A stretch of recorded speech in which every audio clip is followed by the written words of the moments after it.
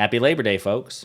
Though economic and financial hardship continue to endure for millions of Americans, as they have for decades upon decades, the popular policies of President Biden and progressive Democrats continue to make a positive difference, despite concerted opposition from a bad faith, disloyal Republican Party. And the data supports it. But before we unpack all that, if you haven't yet, please hit that like, subscribe, and the alert bell. Maybe check out my Patreon. I'd appreciate the support. All right, so again, one of the recurring themes of this channel is trying to debunk the myth, because it's a very popular, very powerful myth that has a material impact on elections, right? Perception is reality for all intents and purposes. The myth that the Democratic Party is worse in the economy than the Republican Party, that the Republican Party has better economic and financial policies, fiscal policies, than the Democratic Party. Now, the data does not support that. The data actually opposes that vociferously. But again, facts don't speak for themselves. You and I and everybody, Democrats, their surrogates in the media, all of us who recognize the facts must be consistently disciplined and outspoken about this, while also being sensitive to the fact that the economy isn't perfect. It still needs to be much better than what it is, because economic and fiscal hardships continue to plague millions of Americans. But the question is, which party is probabilistically going to do better for poor and middle-class Americans in this country? And the answer is pretty clearly the Democratic Party. So today is Labor Day, and with that in mind, President Biden dropped this message, and then we're going to unpack some of the relevant data and some of the relevant media appearances of Biden officials and Biden surrogates to discuss his labor gains. Labor Day, we honor the dignity of the American worker. And every day we remember that America wasn't built by Wall Street. It was built by the middle class. And unions built the middle class. Job's about a lot more than a paycheck. It's about your self-worth. It's about your sense of who you are. It's about being able to look your kid in the eye and say, honey, it's going to be okay, and mean it. It's about your dignity. When unions win, workers across the board win. Families win, community wins, America wins, we grow.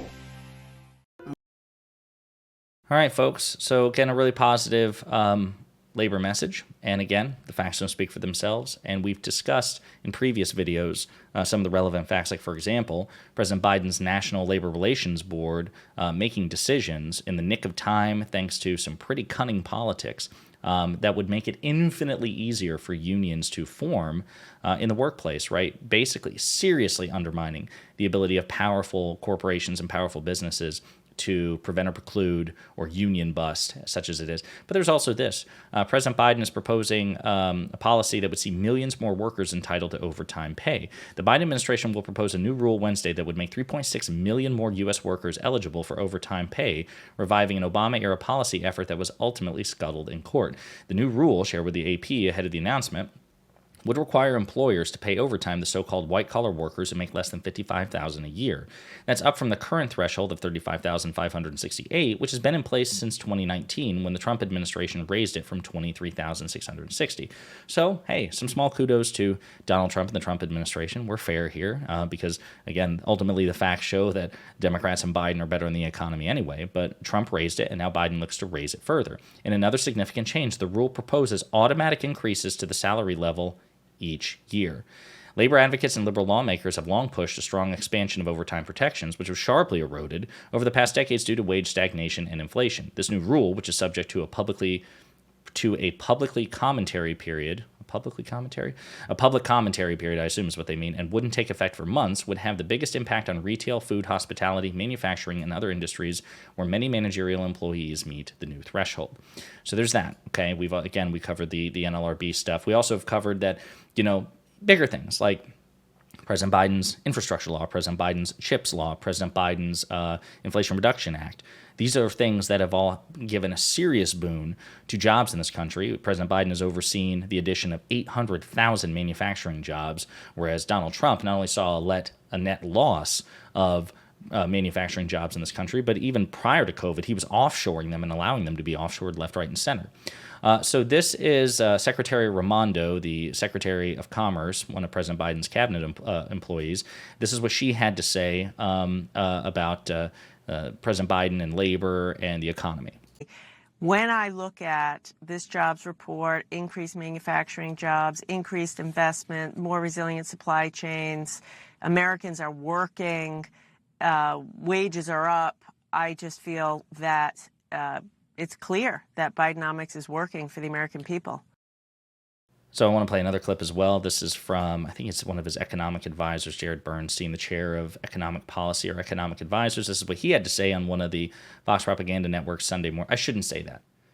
This is one of the few instances, generally speaking, where it's not the Fox Propaganda Network. It is briefly Fox News again. Shannon Bream, who took Chris Wallace's place on Fox News Sunday. It's one of the few instances that Democrats are given a platform. They're challenged because she, like Wallace, she asks hard-hitting questions, but she's also inclined to do so for Republicans as well. This is what Jared Bernstein had to say about Bidenomics this Labor Day. Give you some other numbers. 82% support capping insulin costs for seniors at $35 a month. 81% support giving Medicare the power to negotiate for lower drug prices. 79% support tax incentives to create more manufacturing jobs. 77% support capping out-of-pocket costs on prescription drugs. These are all measures that are in place. These are the components of Bidenomics. So when someone tells you Americans don't like Bidenomics, it's false. Americans approve of the components above 80%. And that's because these measures are helping to do what President Biden has long sought to do with this economy. Build it from the middle out and the bottom up so that middle-income people have a fair shake. All right. And then the question becomes, well, if that's the case, if Americans do overwhelmingly approve of Bidenomics, at least its constituent opponents or components, once you break it down policy by policy by policy, why isn't President Biden getting more credit?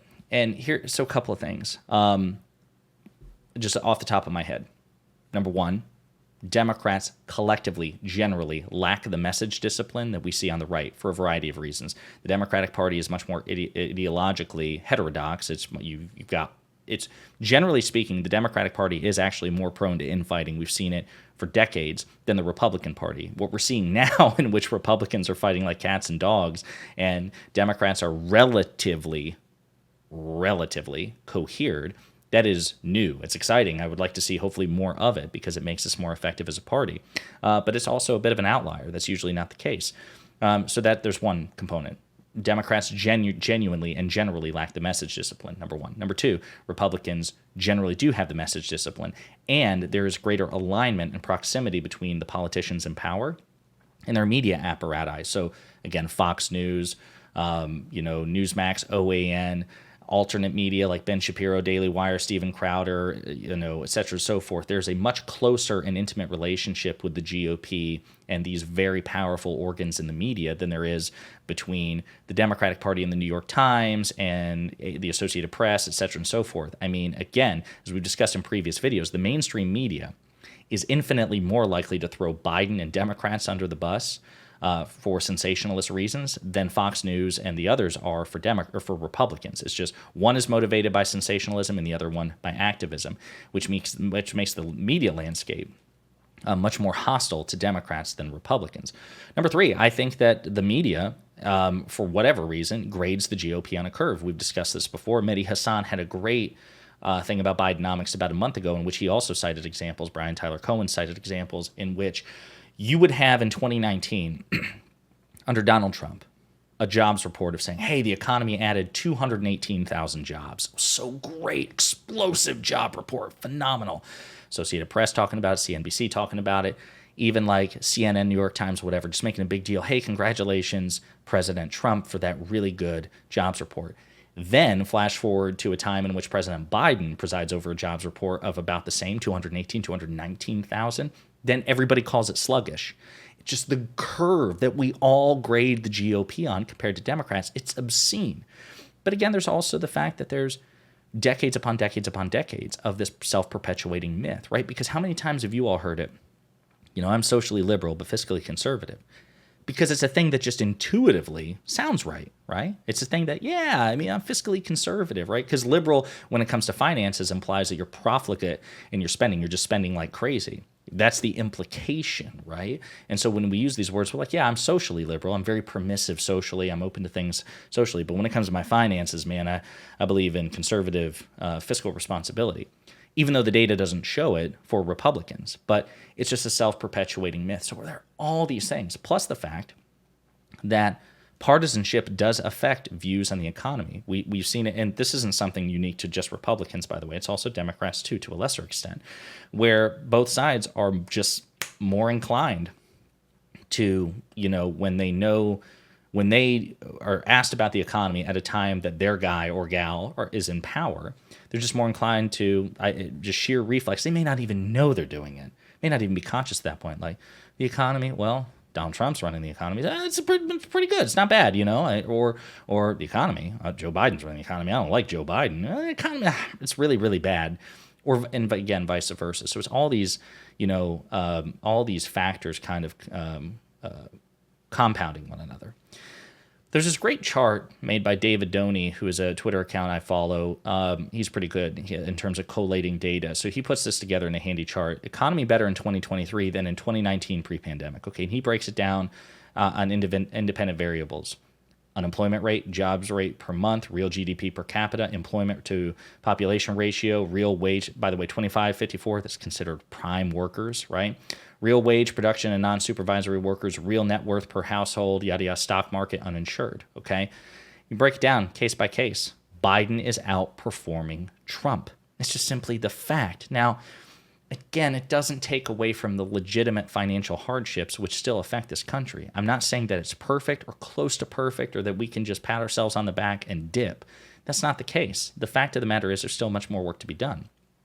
But what progress has been made has largely, overwhelmingly, been the result of progressive Democrats and President Biden, not Republicans. Conservative Republicans are thwarting economic progress in so many ways. And certainly labor and the workforce and unions, they have absolutely no regard for them whatsoever. And again, this is going to be a recurring thing, especially as we get closer and closer to the election. We have to get better on this. The data doesn't lie. The numbers don't lie. The Democratic Party is not perfect, but the Democratic Party is, based on the data, both at a national level and at a state level, better stewards of the economy than the Republican Party. That is a fact, and if you don't like it, I'm going to quote Ben Shapiro here. Facts don't care about your feelings, gang.